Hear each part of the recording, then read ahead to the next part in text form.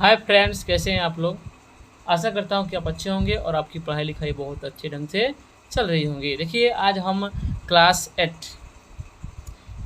8 के इकाई 1 का क भूमि, मृदा एवं जल संसाधन के चैप्टर को समझने वाले हैं।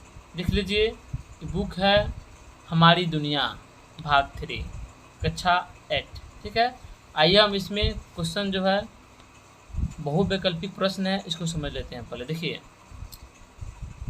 पृथ्वी पर कितने प्रतिशत भाग पर स्थल है? तो क्या होगा? 29%।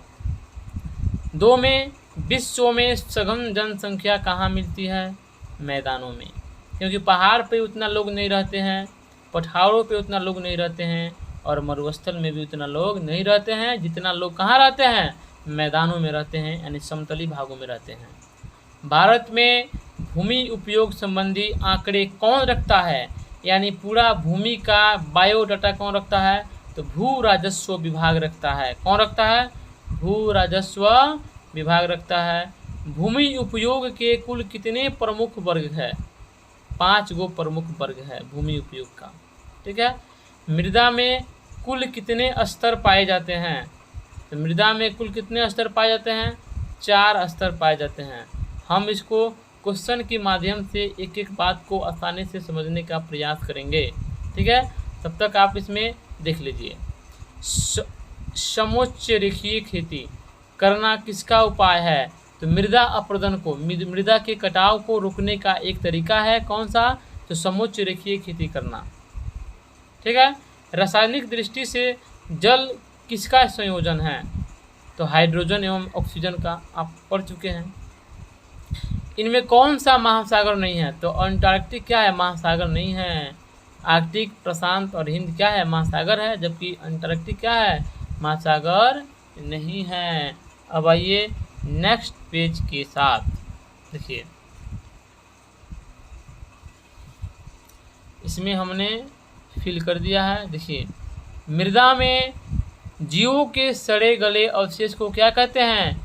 ह्यूमस कहते हैं, ह्यूमस। ठीक है, देखिए, दक्कन क्षेत्र में काली और पीली नहीं होगी, गलत है। यहाँ पे होगा केवल काली मृदा पाई जाती है। क्या होगा? काली मृदा पाई जाती है, लाल पीली नहीं होगा, गलती लिखा है। 3rd नंबर में देखिए, लेटेराइट मृदा। लेटेराइट मृदा का निर्माण निक्षालन प्रक्रिया द्वारा होती है, सही है। इसमें क्या बनेंगे? निक्षालन प्रक्रिया बनेंगे। ठीक है, 4 नंबर में भूमि एक क्या है? प्राकृतिक संसाधन है, न कि महत्वपूर्ण। क्या बढ़ेंगे? प्राकृतिक बढ़ेंगे। महासागरों में जल का 97.3% भाग पाया जाता है, ये सही है। ठीक है, अब आइए हम क्वेश्चन नंबर 3 को समझते हैं। इसमें प्रत्येक का उत्तर देना है कितने शब्द में? अधिकतम 50 शब्द में। देखिए, यहाँ पे भूमि उपयोग से आप क्या समझते हैं? देखिए, भूमि का उपयोग हम विभिन्न कामों में करते हैं। सच बात है, भूमि पर ही कृषि कार्य होता है तथा इसी पर पेड़ पौधे उगते हैं। मकान, गांव, शहर, तालाब, कुआं, सड़क मार्ग, रेलवे मार्ग, पाइपलाइन मार्ग, कारखाने, विभिन्न खेलों के मैदान एवं स्टेडियम क्या होते हैं? भूमि पर ही होते हैं। आज तक आप सुने हैं कि स्टेडियम कहाँ है? आसमान में है? नहीं ना। पाइपलाइन आसमान में है, रेल मार्ग आसमान में है, तालाब, शहर, गांव, मकान आसमान में है। ऐसी तो बात नहीं है। ये सब कहाँ होते हैं? भूमि पर होते हैं। तो हमारा भूमि हमारे लिए क्या है? बहुत ही महत्वपूर्ण भूमिका निभाती है। अब आइए क्वेश्चन नंबर 2, मृदा निर्माण में सहायक कारकों का उल्लेख करना है। आखिर में भूमि का निर्माण कैसे होता है, उसको समझना है। तो किसी स्थान की मृदा के निर्माण में वहाँ उपस्थित जो मौलिक चट्टानें जो है, क्षेत्र की जो जलवायु है, वनस्पति है, सूक्ष्म जीवाणु है, क्षेत्रों की ऊंचाई, ढाल तथा समय का भी काफ़ी महत्वपूर्ण स्थान है। ठीक है, अब आइए क्वेश्चन नंबर 3, भूमि उपयोग को प्रभावित करने वाले कारकों के नाम लिखना है। तो भूमि का उपयोग 2 प्रमुख कारकों द्वारा प्रभावित होता है।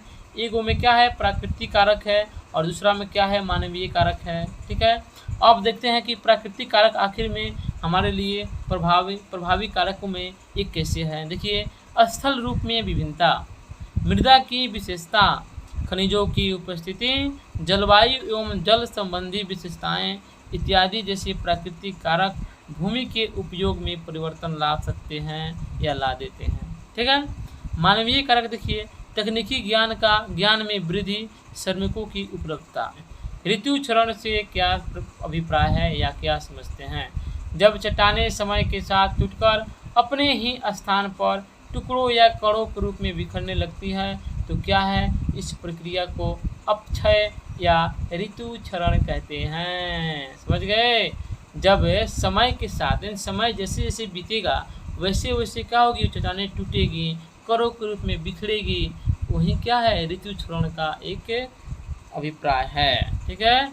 अब देखिए सही विकल्प को चुनना है। सही विकल्प को चुनना है क्वेश्चन नंबर 1 में जो बताए हैं आपको, और उसमें भरना भी है, तो हमने उसको यहाँ पे लास्ट में लिख दिया है।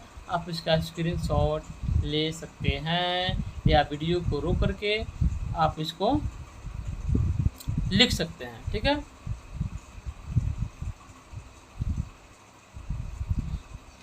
आज के लिए इतना ही, हम फिर कल मिलते हैं दीर्घ उत्तरीय प्रश्नों के साथ। तब तक आप इसको याद कीजिएगा, शेयर कर लीजिएगा। चलिए आज के लिए इतना ही। जय हिंद, जय भारत।